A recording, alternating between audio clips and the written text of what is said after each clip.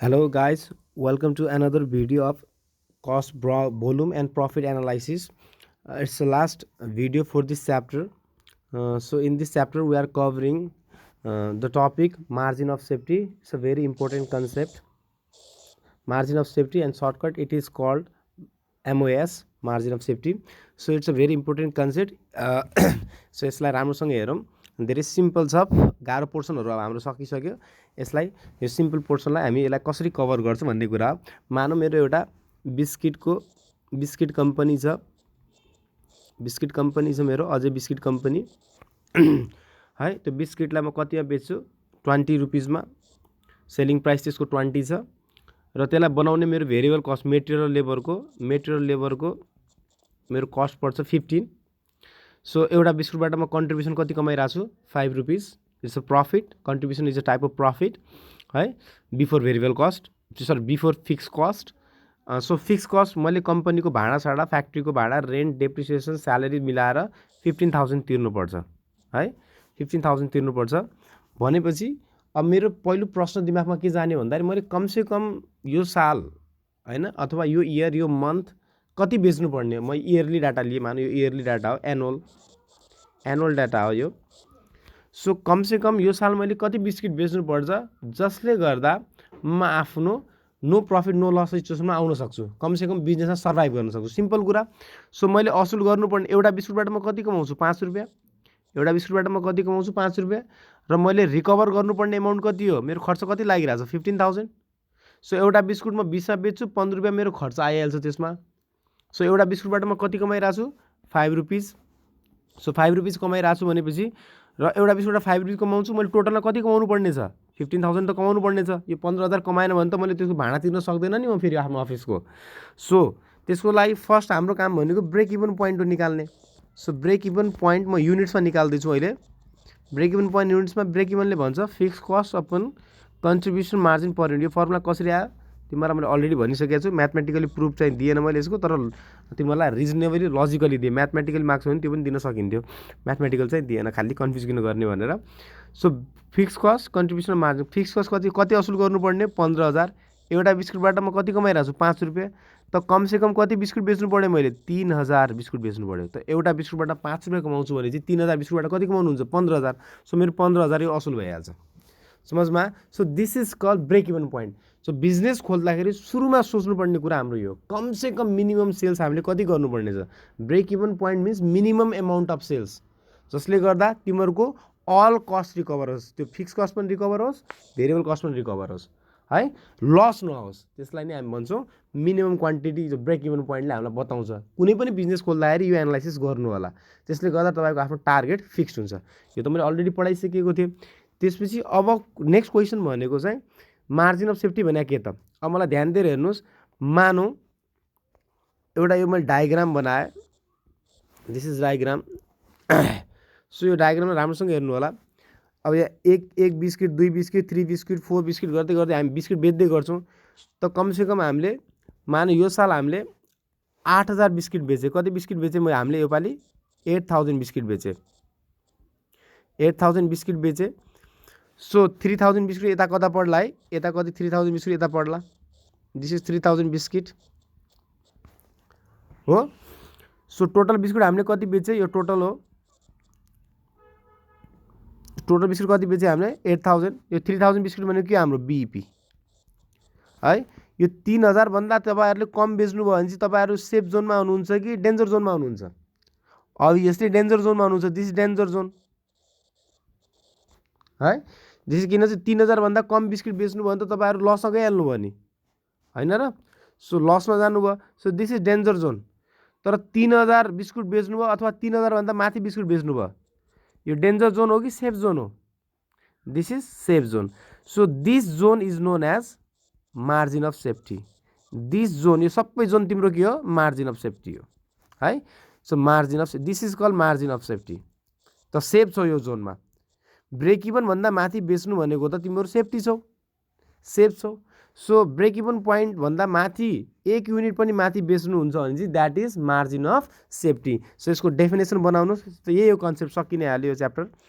Any quantity अथवा units sold over and above break BP above BP break even point is known as सोध्छ यो 2 नम्बरमा known as margin of safety. So any quantity कुनै पनि quantity जो BP भन्दा माथि छ, जो के भन्दा माथि छ, ब्रेक इभन पोइन्ट भन्दा माथि छ, ब्रेक इभन पोइन्ट भन्दा माथि छ भने चाहिँ त्यो हाम्रो के हो, margin of safety. So you are safe हैन। So in margin of safety line the business is safe अथवा business safe or it is earning. So यसरी देखाइदिनु होला। So this is danger zone. 3000 भन्दा कम पनि बेच्नुहुन्छ त्यो डेन्जर जोन हो। त्यो 3000 भन्दा माथि बेच्नुहुन्छ तपाईहरु सेफ जोनमा हुनुहुन्छ। सो अब यसलाई लिएर म एउटा फर्मुला बनाउँछु, त्यति कुरा हो। सो यहाँ हेर्नुस्, यही क्वेशनमा हेर्नुस्, टोटल सेल्स मैले कति मानेको थिएँ अहिले, टोटल सेल्स कति थियो 8000 है। यसमा बीईपी सेल्स कति हो, म फर्मुला बनाउँदैछु है। बीईपी सेल्स कति थियो 3000। त यसको मतलब मार्जिन अफ सेफ्टी कति भयो, मार्जिन अफ सेफ्टी सेल्स कति भयो 5000।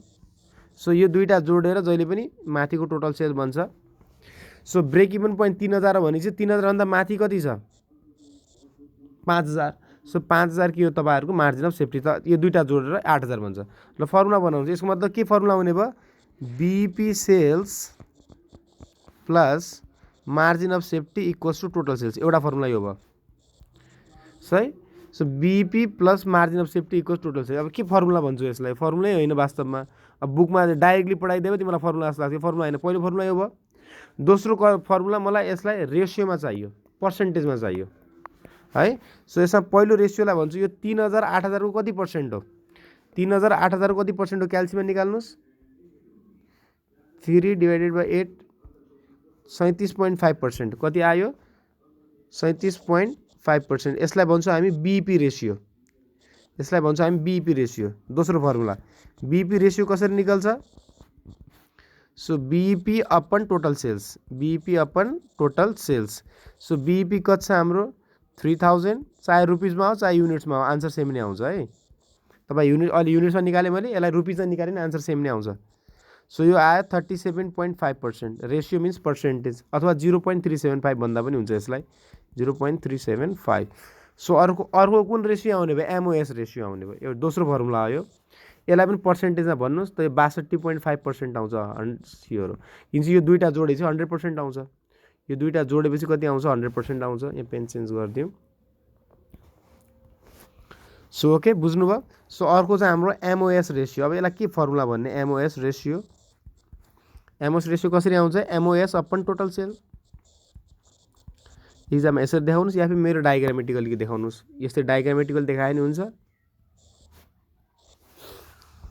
एमओएस कति छ हाम्रो 5000 अपन टोटल सेल्स 8000। रुपिसमा निकाल्नु चाहे युनिट्समा निकाल्नु आन्सर सेम नै आउँछ है, 62.5% और 0.625 भन्दा पनि हुन्छ, फरक पर्दैन। So it is so simple. So अब यसको म लास्ट पोर्सन पढाउँदैछु। यति गर्नुलाई यही कुराहरू सोध्ने हो। यो फर्मुला याद राख्नु होला। यो रेसियोमा त भइहाल्यो। अब एउटा यही कुरालाई म केमा देखाउन चाहन्छु, अलि पेनको निम कुनमा पेनमा गर्दै यो तिम्रो नोप। ओके यो लिउँ। सो एउटा यही इक्जाम्पल जो अघिको इक्जाम्पल कन्टिन्यू गरेँ, तिमीलाई ध्यान दिएर हेर्नुहोस्। म त्यहाँ दुईवटा इन्कम स्टेटमेन्ट बनाइरहेको छु। बीईपी छ एउटा एमओएस छ र एउटा टोटल छ।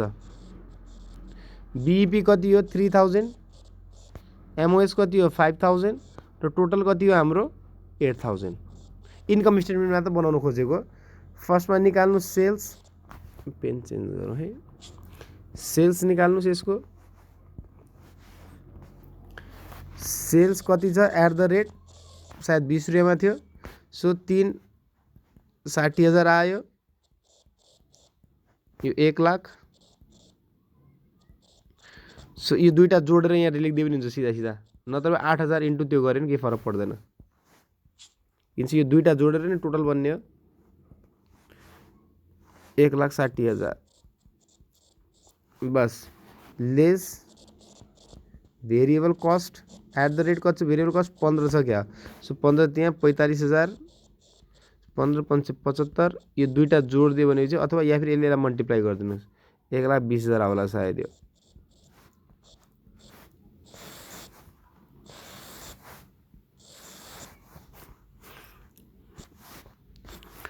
सो यो आयो हाम्रो contribution margin at the rate 5 रुपियाँमा आइरहेछ यो 15,000 आयो यो 25,000 आयो यो दुईटै जोडेर 40,000 आयो अथवा यहाँबाट यो घटायो भने तब पनि आन्सर 40,000 नै आउने हो किनकि जस्ट टोटल फिगर मात्र हो lace fix cost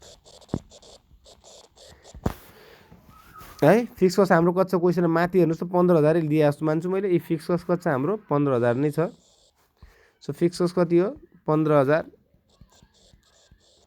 so margin of सेफ्टीमा कुनै पनि फिक्स कस्ट हुने भएन किन फिक्स कस्ट त मैले यहीँबाट असुल गरिहालेँ फिक्स कस्ट त मैले यही 3,000बाट असुल गरिहालेँ सो माथिको 5,000मा त मैले फिक्स कस्ट लगाउनु पर्दैन नि 15,000 एकैचोटि तिर्नुपर्ने होला सो फिक्स कस्ट कति नै छ 15 टोटालिटी हो भने 15,000 so this is Yoma confuse हुनसक्छ यो पोइन्टलाई हेर्नु होला सर यहाँ 15,000 किन लिनु भएन भनेर ए बाबा मैले 8,000 बेचे हो होइन 8,000 मैले दुई भागमा त छुट्टाएको यो 3,000 अलग 5,000 अलग छुट्टाएको 8,000 हो है सो मेन त मैले बेचेको त 8,000 हो सो 15,000 मेरो 3,000ले कभर गरिसक्यो त भाडा त मैले 15,000 तिर्नुपर्ने नि अब 3,000 बनाउँदाखेरि मेरो भाडा 15,000 मैले तिरि नै सकेँ अब फेरि 5,000 बनाउँदा फेरि भाडा तिर्छु त तिर्दैन नि सो त्यसैले यहाँ फिक्स कस्ट मैले लिएन समझमा आयो सो यसलाई भन्छौँ हामी प्रफिट बस सकिहाल्यो सो ब्रेक इभन पोइन्टमा प्रफिट के आउँछ 0 एमओएसको प्रफिट कति हो 25,000 सो यहाँबाट घटानी पनि 25,000 यो टोटालिटीमा प्रफिट कति हो 0 + 25 यहाँ पनि 25 नै आयो 0 + 25 25 नै आयो सो ओभरअल प्रफिट हाम्रो कति छ 25,000 बस मैले यति मात्र देखाउन खोजेको तिमीहरूलाई अब धेरै सिम्पल छ अब यसबाट एउटा फर्मुला बनाउँछु है यति धेरै गर्नुपर्ने झन्झटै थिएन यति धेरै गर्नुपर्ने झन्झटै थिएन है प्रफिट निकाल्ने सिम्पल फर्मुला छ हेर त ब्रेक इभन पोइन्टमा हामीलाई कुनै पनि प्रफिट भइरहेछ ब्रेक इभन पोइन्टमा हामीलाई कुनै प्रफिट भइरहेछन सबै प्रफिट कहाँबाट भइरहेछ मार्जिन अफ सेफ्टीबाट भइरहेछ सबै प्रफिट कहाँबाट भइरहेछ हामीलाई मार्जिन अफ किन सेफ्टी भनेको ब्रेक इभनमा त हाम्रो 0 हुन्छ सो सबै प्रफिट हाम्रो कहाँबाट हुन्छ so margin of safety into हाम्रो एसएफ कन्ट्रिब्युसन मार्जिन रेसियो अथवा पीवी रेसियो यति धेरै गर्ने यति धेरै इन्कम स्टेटमेन्ट बनाउनै पर्दैन सिधै यो लगाइदिए भइहाल्थ्यो कन्ट्रिब्युसन मार्जिन सकिहाल्यो कन्ट्रिब्युसन मार्जिनको अर्को नाम के पनि हो पीवी रेसियो पनि हो है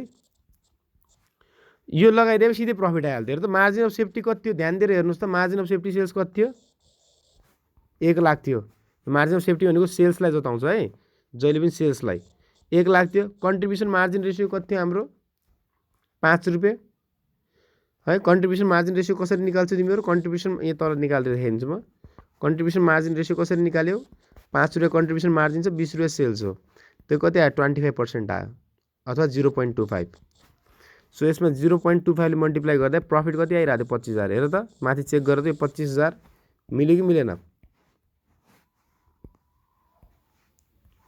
सो यो प्रफिट हेर त 25,000 यहाँ पनि कति नै आइरहेको थियो 25,000 नै आइरहेको थियो बस यति नै हो यो सबैभन्दा VI फर्मुला हो यो यति धेरै काम वर्कलोड यसले एक लाइनमा घटाइदिन्छ सबै प्रफिट हाम्रो कहाँबाट आइरहेछ मार्जिन अफ सेफ्टीबाट आइरहेछ सो मार्जिन अफ सेफ्टीमा चाहिँ कन्ट्रिब्युसन मार्जिन रेसियोले मल्टिप्लाई गरिसकेपछि हाम्रो प्रफिट डाइरेक्टली आउँछ यति धेरै लामो काम गर्नु पर्दैन सो यसको म यसलाई क्रक्स पढ्नुको दुईटा अर्थ बस दुईटा फर्मुला याद गर्नु होला सो बीईपी भन्नाले सेल्स नै हुन्छ फेरि मार्जिन अफ सेफ्टी भन्नाले सेल्स नै हुन्छ यसलाई भन्छौँ हामी टोटल सेल्स एउटा यो याद राखे हुन्छ दोस्रो margin of safety into PV ratio equals to profit नै हुन्छ जो भर्खरै पढा यति दुईटा भए पुगिहाल्छ हामीलाई टोटल सेल्स भन्नाले दुईटा सेल्स हुन्छ एउटा त डेन्जरवाला बीईपी भन्नाले डेन्जरवाला भयो मार्जिन अफ सेफ्टी भन्नाले सेफवाला भयो so danger plus safe equals to total so margin of सेफ्टीमै सबै प्रफिट हुन्छ हाम्रो सो मार्जिन अफ सेफ्टीलाई हामीले पीवी रेसियोले मल्टिप्लाई गरेपछि हाम्रो कम्प्लिट प्रफिट यहाँ आइहाल्छ यो फर्मुला बाहेक अरू केही पनि पढ्नु पर्दैन किनकि बुकमा धेरै फर्मुलाहरू छन् यति फर्मुलाले हाम्रो 100% कभर हुन्छ सो यो दुईटा फर्मुलाको क्रक्स थियो अब तपाईँहरू गर्नु होला त्यो गरिसकेपछि अटोमेटिकली सल्भ भइहाल्छ so have a nice day यति थियो यसको लास्ट भिडियो एउटा भिडियो जो 10 मिनटको पछि फेरि म पोस्ट गरौँला